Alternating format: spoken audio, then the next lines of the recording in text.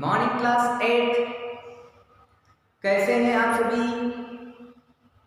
चलिए बहुत ही बढ़िया।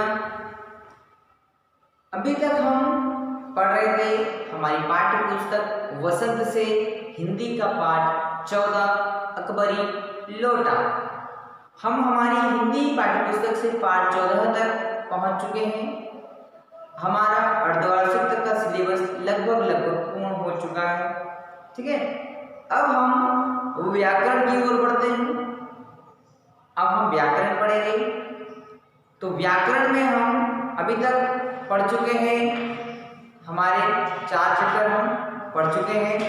ठीक है, जिसमें था हमारा शब्द विचार हम पढ़ चुके हैं, उपसर्ग प्रत्यय हम पढ़ चुके हैं, संधि विच्छेद हम पढ़ चुके हैं, समास पढ़ चुके हैं, संज्ञा पढ़ चुके हैं।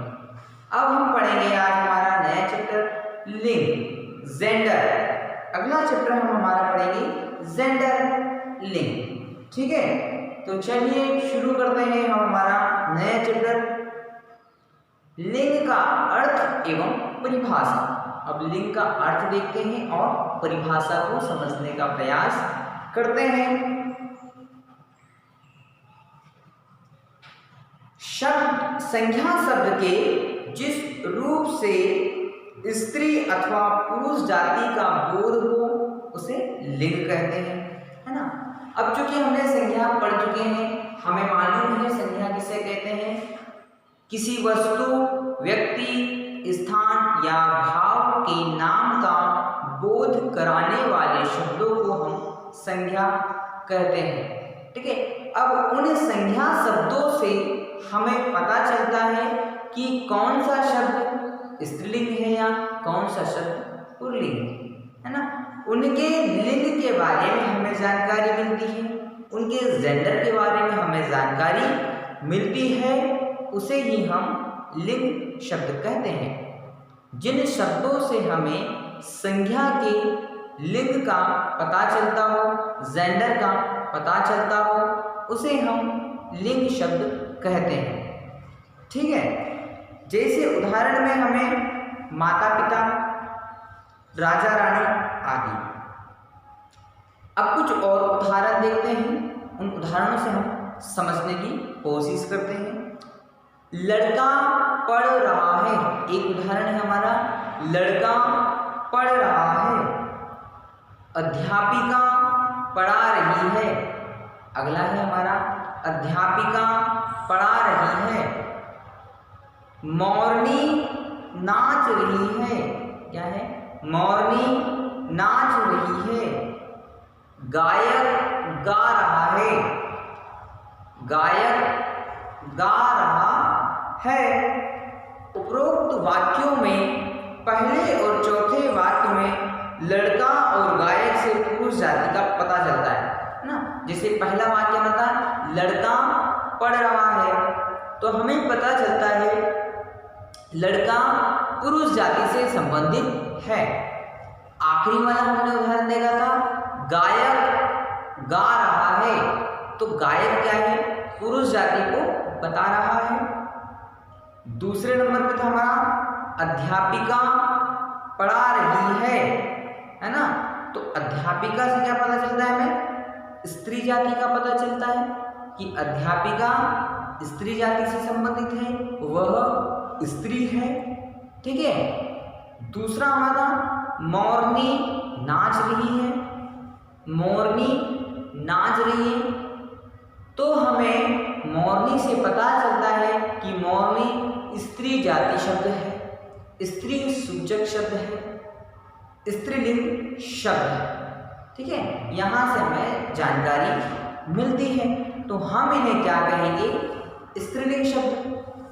ठीक है, आगे बढ़ते हैं लिंग के भेद। अब हम देख रहे हैं कि लिंग के कितने प्रकार होते हैं, लिंग के कितने भेद होते हैं। तो लिंग शब्द के 2 भेद होते हैं, लिंग शब्द के 2 भेद माने गए हैं, है ना। व्याकरण में लिंग के 2 प्रकार होते हैं, 2 भाग होते हैं, 2 भेद होते हैं। अब कौन कौन से दो भेद हैं उनके बारे में देखते हैं। पहला है पुल्लिंग और दूसरा है स्त्रीलिंग। हिंदी व्याकरण में लिंग शब्द लिंग के दो भेद होते हैं, दो प्रकार होते हैं। पहला है हमारा पुल्लिंग शब्द, दूसरा स्त्रीलिंग शब्द। अब इन दोनों की ही परिभाषाओं को हम अलग अलग पढ़ते हैं, उदाहरण के माध्यम से पढ़ते हैं और समझते हैं। तो चलिए सबसे पहले हम देखेंगे पुल्लिंग शब्द। जो शब्द पुरुष जाति का बोध कराते हैं उन्हें पुल्लिंग कहते हैं। अब जो भी शब्द हमें बताएंगे, जो भी संज्ञा शब्द हमें बताएंगे कि यह शब्द पुल्लिंग जाति का है तो उसे हम पुल्लिंग कहेंगे। ठीक है, कुछ उदाहरण में देखेंगे। लड़का है, नर है, बेटा है, बंदर है ना, यह सभी क्या है? पुल्लिंग शब्द है। इनसे हमें पता चलता है कि यह पुल्लिंग जाति के हैं।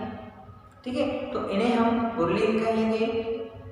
जो शब्द पुरुष जाति का बोध कराते हैं उन्हें हम पुल्लिंग शब्द कहते हैं। स्त्रीलिंग देखते हैं। स्त्रीलिंग शब्द किन्हें कहते हैं? जो शब्द स्त्री जाति का बोध कराते हैं उन्हें हम स्त्रीलिंग कहेंगे। जो भी शब्द स्त्री जाति की जानकारी हमें देंगे उन्हें हम स्त्रीलिंग शब्द कहेंगे।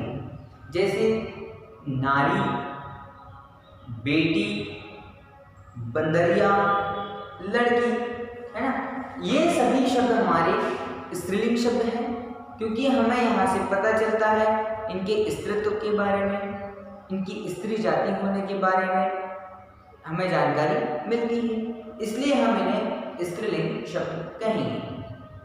तो चलिए आज के वीडियो में हम इस लिंग की परिभाषा, लिंग के भेद और लिंग के उदाहरण ही समझते हैं। अगले वीडियो में, दूसरे वीडियो में हम लिंग को बदलने के नियम पढ़ेंगे, है ना, कि पुल्लिंग शब्द से स्त्रीलिंग कैसे बनाएंगे। ठीक है, और स्त्रीलिंग शब्द को पुल्लिंग में कैसे बदलेंगे। तो इसके कुछ नियम होते हैं, उन नियम को हम अगली क्लासेस में समझेंगे, अगले वीडियो में हम समझेंगे। तब तक आप इस वीडियो को ध्यान से देखिएगा, क्योंकि आपके एग्जाम में 2 नंबर का आएगा ही आएगा। स्त्रीलिंग और पुल्लिंग शब्द लिखने के लिए 2 नंबर का आपको आना ही है। तो आप इस वीडियो को ध्यान से पढ़िए और समझिए।